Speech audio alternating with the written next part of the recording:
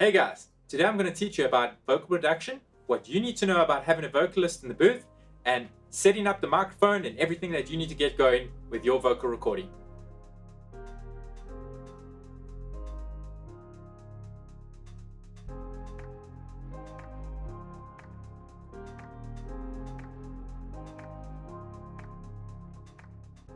So I'm going to start with what I like to call the pre-production phase. This is the phase where you might not know your artist, or you might have a friend who says, hey, I've got somebody good for your production. How do you know if they're going to fit your song? Well, there are a couple of ways to find out. You need to find out if they maybe have a SoundCloud, if they have a YouTube page, or if they have a Facebook. Check out if they have any content up that you can see what kind of style they sing, what voice group they maybe fit into, and then lastly, give them a phone call. Find out who they are, where they come from, if they're the right artist for the song you are doing. Do they perform a lot? Have they been recorded before? Have they been in a studio before? Have they just come back from a tour? Why are these important questions? They will be tired. They might not be comfortable in a studio yet, and you need to make them comfortable.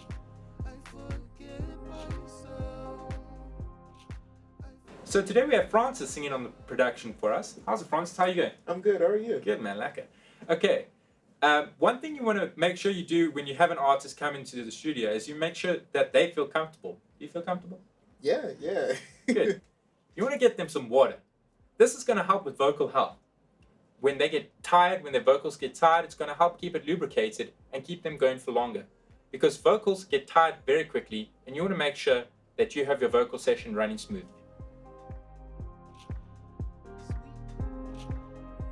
When it comes to microphones, it's really important to decide which microphone you go about choosing. You get two different types of microphones. You get condenser microphones and you get dynamic microphones. Both have their part to play when it comes to vocal recordings. Condenser microphone is my preferred choice for a vocal recording in a studio because it's more sensitive and it picks up things more clearly. It has a clearer tone about it. Whereas a dynamic microphone's, not to say that this is a bad microphone to use in a studio by any means. Some vocalists actually get a better result from singing into a dynamic microphone than they do a condenser. It's best to just test the waters, see which one works better for your recording situation. But I like to go with a condenser microphone because they tend to work out better in most cases.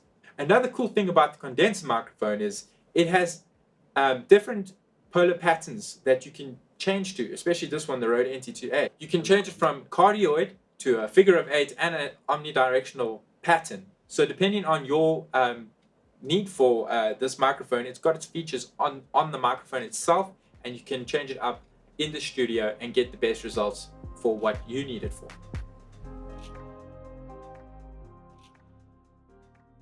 So there's two things that I have here, two tools that are going to help you with your vocal production. One is a shock mount. Now, this is a handy little thing to have on a microphone. It's going to keep it from moving around too much, shaking, and getting any sort of unwanted sounds in the microphone capsule. Sometimes when you have a vocalist in the booth, they tend to move around and bump stuff and, maybe knock the microphone a bit, maybe get too close to it, and it's a good thing to have a shock mount there to prevent that sort of thing from interfering with the recording. So what I have here is a pop filter. Now this is going to go in front of the microphone, and it's going to protect your mouth from all those plosive sounds, the P's, the T's, the D's, the S's that come out, that sort of thing that interfere with the overall sound. Another really good thing about a pop filter is it sort of keeps the distance away from the vocalist. Needs to stay away from the microphone, keeps them at that distance so that they don't get any proximity effect with condenser microphones, which is where the vocalist gets too close to the microphone and there is a boost in the bass level.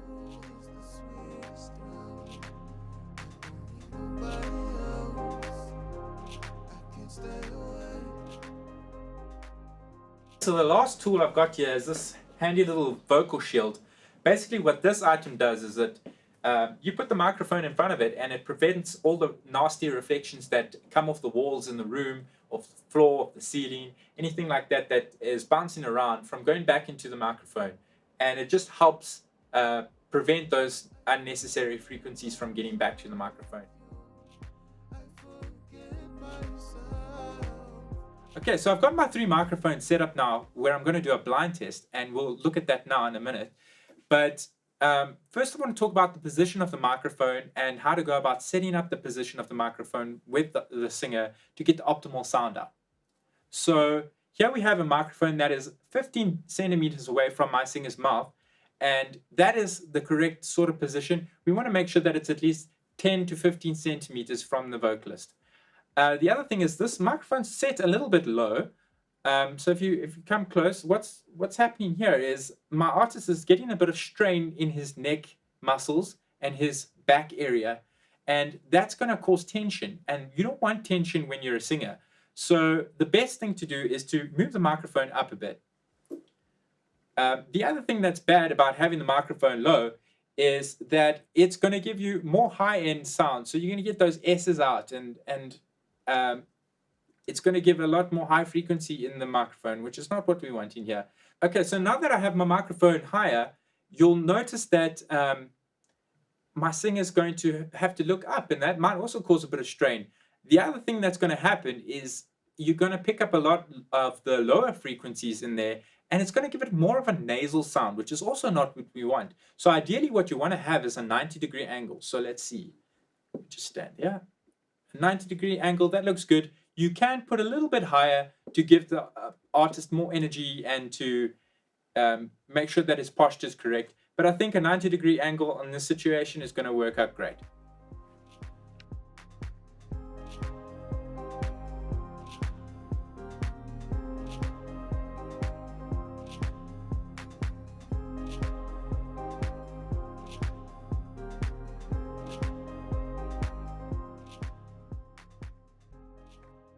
So surreal, being with you is the sweetest thrill.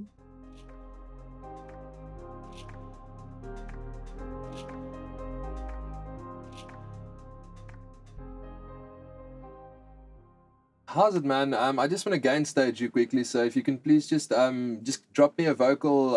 It doesn't matter what it is, just sing for me, please.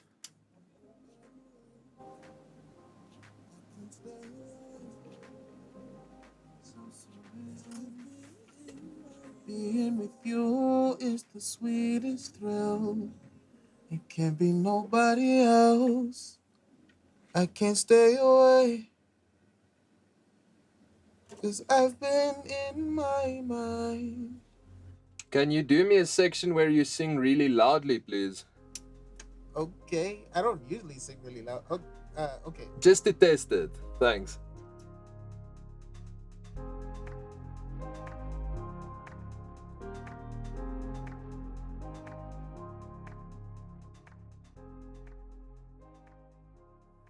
So in Pro Tools, there's a handy setting in preferences.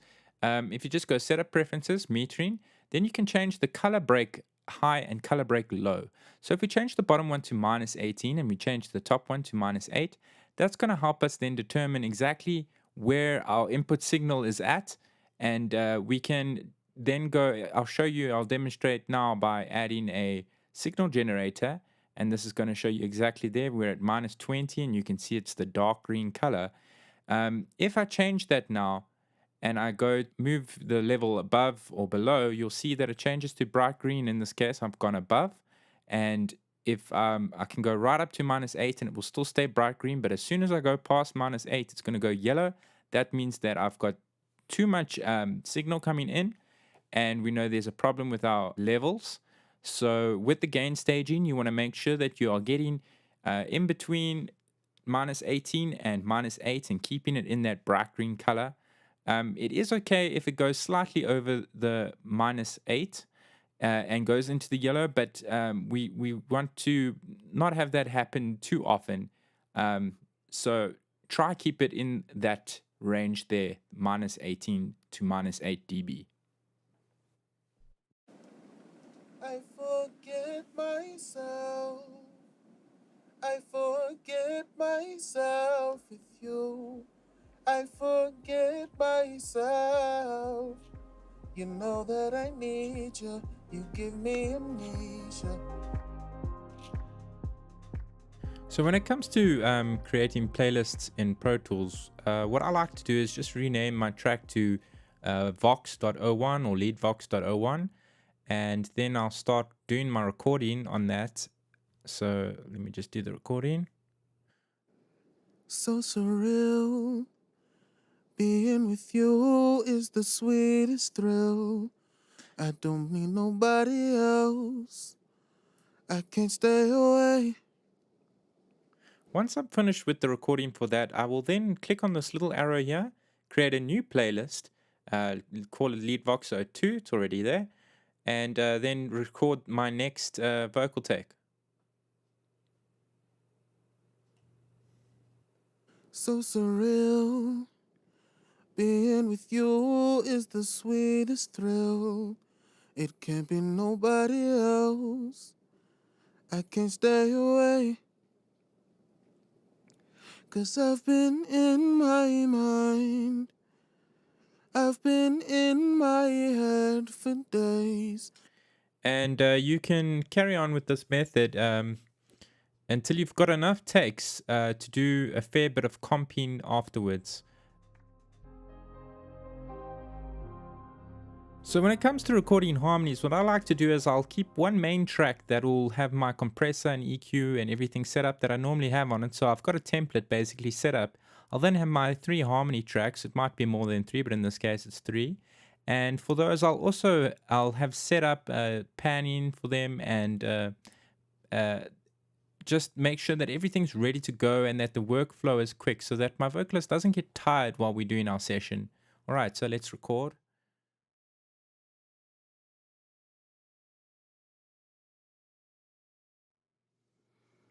So surreal. Being with you is the sweetest thrill. I don't need nobody else.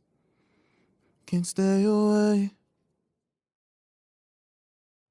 Okay, once I'm done with that, I will just quickly go to my track. I'll hold shift and I'll drag it down to the track below. I hold shift so that it doesn't move around. It keeps it stable in its place in that exact position. And now I'm ready to start recording the next track. So surreal. Being with you is the sweetest thrill. I don't need nobody else. I can't stay away. 'Cause I've been in my mind.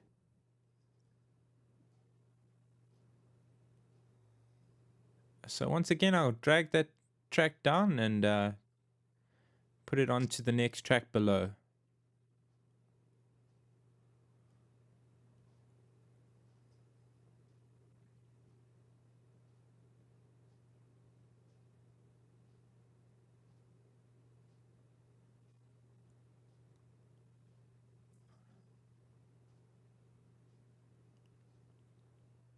And then I'll just do the last track now quickly.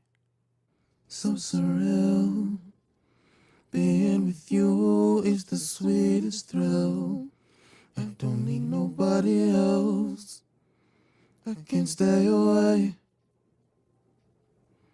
'Cause I've been in my mind. And I'll quickly drag that down to the last track.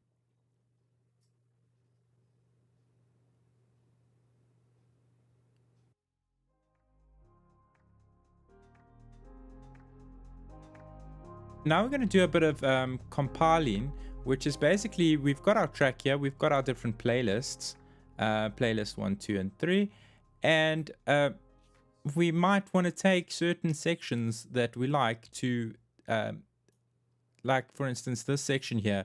Say we want this in our final track, which is say lead vox 2. Say this for the most part has the best flow, the best energy about it. Maybe the words are all correct in this version. Maybe he didn't stumble or make a fault somewhere that you can't correct. And so this is going to be our final version. But we really like this section of the first version here. So we can go here and we can cut that section out. And we can go down to our playlist 2. And we can just paste it in over that. Now we've got that section there and there. And let's go back and say maybe in playlist 3 we'll have say this section here that sounds really nice, So let's cut that section out. And all you're doing is taking the best sections and making one final version of it. So now the last thing we need to worry about is making sure that all these sections have fades and do not pop and have the right sound about them. So we can go about this with crossfades, or what I actually like to do is just do simple Command F. Just select the whole track. We go Command F, and that brings up our fades panel. We can go and we can do batch fades now and sort that out, and we just edit our fades, make them the way we want to do it, and then press OK, and our fades will automatically be inserted in between these clips, so we don't have to worry. We might want to just edit them slightly, make sure that they are working properly and that there's no clipping or no popping that happens in our song. Okay, so now we're done with our vocal recording. Here's some tips that you need to remember when you're working with a vocalist. A lot of these tips people forget. So, not having enough takes. You want to make sure that you've got enough takes so that you don't waste time when you're having to edit stuff. You might have to go back to the studio, and if you're not working from, say, a college or somewhere where you have access to a studio, it's going to cost you to use someone else's studio. So using your time valuably in the studio is a key thing to do.